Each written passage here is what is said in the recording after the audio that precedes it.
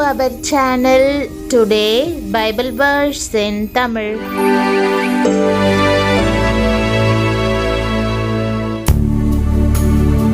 இன்றைய வசனம் ஏசாயா 41 அதிகாரம் 14 மற்றும் 15 வசனங்கள்.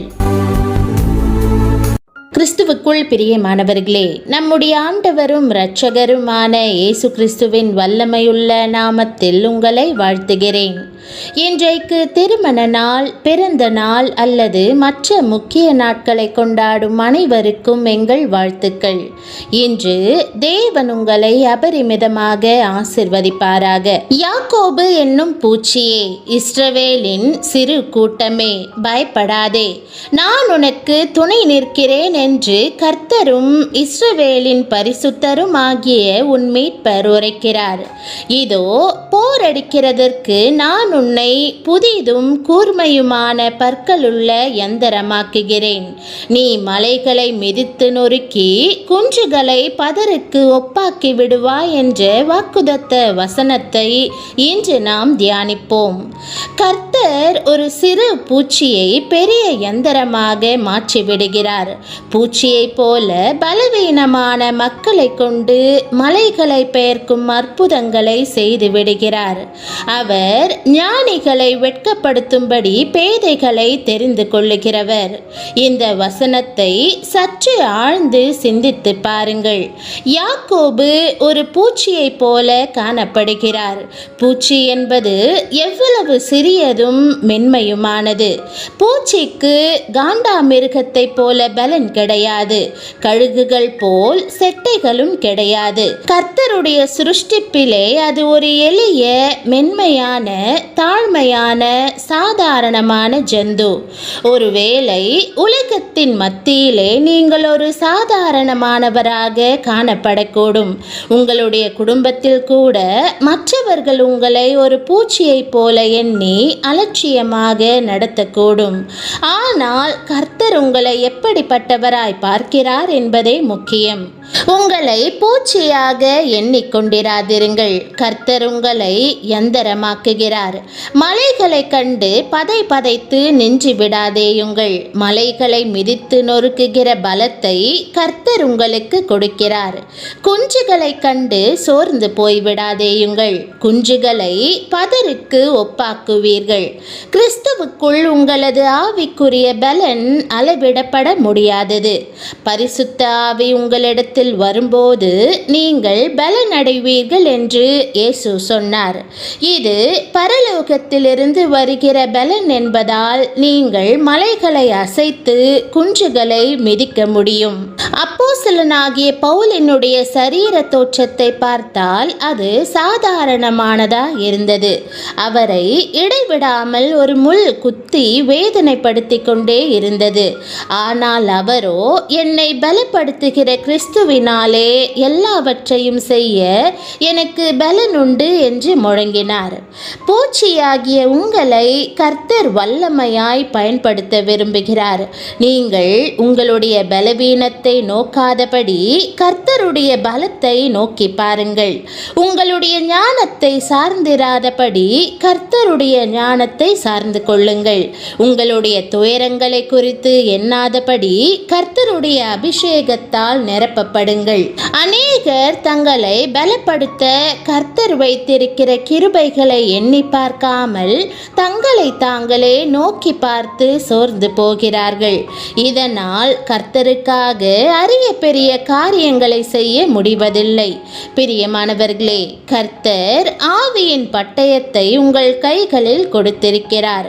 ஆகவே கர்த்தரின் இயந்திரமாக எழும்புங்கள். நீங்கள் நிச்சயம் ஜெயங்கொண்டவர்களாய் விளங்குவீர்கள்.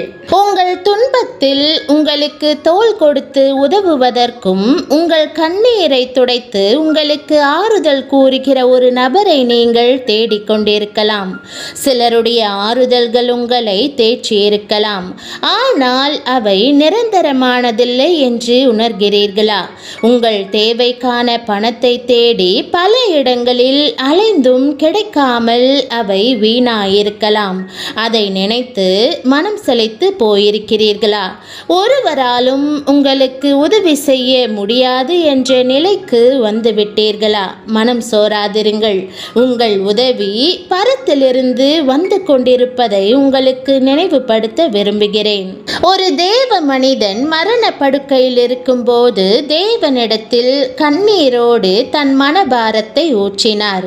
ஆண்டவரே, நான் உண்மையோடு கூட உமக்கு ஊழியம் செய்தேனே, பின் இந்த கடின பாதையின் வழியாக நான் ஏன் கடந்து செல்ல வேண்டும் என்று கேட்டார். அப்பொழுது கர்த்தர் அவருக்கு ஒரு தரிசனத்தை காண்பித்தார். மிக நீண்ட சாலையின் வழியாக இந்த தேவ மனிதன் நடந்து சென்று கொண்டிருந்தார். அப்பொழுது அந்த சாலையின் இடையில் மரண பள்ளத்தாக்கு ஒன்று தெரிந்தது. அந்த பள்ளத்தாக்குக்கு பக்கத்தில் அந்த சாலை தொடர்ந்தது.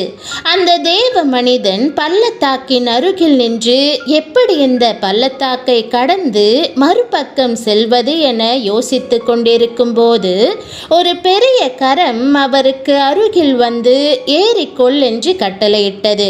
அவர் சந்தோஷமாய் அதில் ஏறிக்கொண்டார். அந்த கரம் பள்ளத்தாக்கிற்கு மறுபக்கம் அவரை இறக்கிவிட்டது. அந்த கரம் அவரை அழைத்து செல்லும் போது பள்ளத்தாக்கினுள் கரிய உருவங்கள் மேலும் கீழுமாக குதித்து கொண்டிருந்தது. அவைகள் இந்த தேவ மனிதனை கீழே தள்ளும்படியாக குதித்தது. ஆனால் இந்த அன்பின் கரம் அவரை பத்திரமாக மறுபக்கத்திற்கு அழைத்து சென்றது. அந்த அன்பின் குரல் மீண்டுமாக, திரும்பி பார்க்காமல் உன்னுடைய பயணத்தை தொடர்ந்து செல் என்று கூறியது. இந்த தரிசனத்தின் மூலம் தேவன் எப்படி தன்னை மரண படுக்கையிலிருந்து காப்பாற்றுகிறார் என்பதை தேவ மனிதர் புரிந்து கொண்டார். ஆம், தேவன் தமது வல்லமையுள்ள கரத்தினால் உங்களை பாதுகாக்க வல்லவராய் இருக்கிறார். இருள் நிறைந்த சூழ்நிலைகளில் தேவனுடைய வெளிச்சம் நிச்சயமாக உங்கள் மீது உதிக்கும். அவர் உங்களை ஒருபோதும் கைவிட மாட்டார். வனாந்தரத்தில் நீரூற்றை உண்டாக்குகிற தேவன் உங்கள் வாழ்வில் காணப்படும் வனாந்தரமான பிரச்சனைகளிலிருந்து உங்களை விடுவிப்பார். மகிமையும் தெய்வீகமும் நிறைந்த ஒரு திருப்பு முனை உங்கள் வாழ்வில் அவர் உண்டு பண்ணுவார். தேவனுடைய வார்த்தைகளை உறுதியாக பிடித்து கொள்ளுங்கள். அவருடைய வார்த்தை ஒரு நாளும் வெறுமையாய் திரும்பாது. தேவனால் கூடாத காரியங்கள் ஒன்றுமில்லை.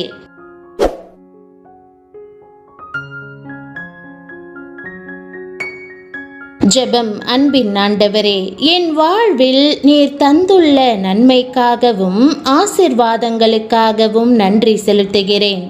என் மீது உண்மையாய் அன்பு பாராட்டி என்னை விசாரிப்பதற்காக உமக்கு ஸ்தோத்திரம். உம்முடைய நித்திய இரக்கத்திற்காகவும் கிருபைக்காகவும் உமக்கு நன்றி செலுத்துகிறேன்.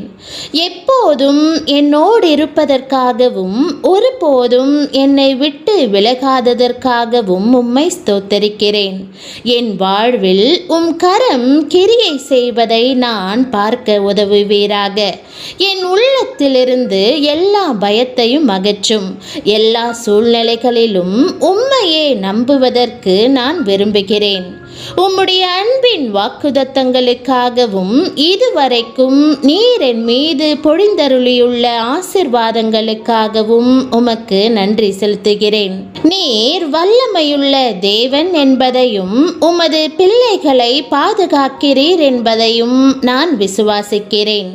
தேவனே, என் வாழ்விலுள்ள மரண பள்ளத்தாக்கை போன்ற பிரச்சனையிலிருந்தும் நீர் என்னை விடுவிப்பீர் என்று நான் நம்புகிறேன்.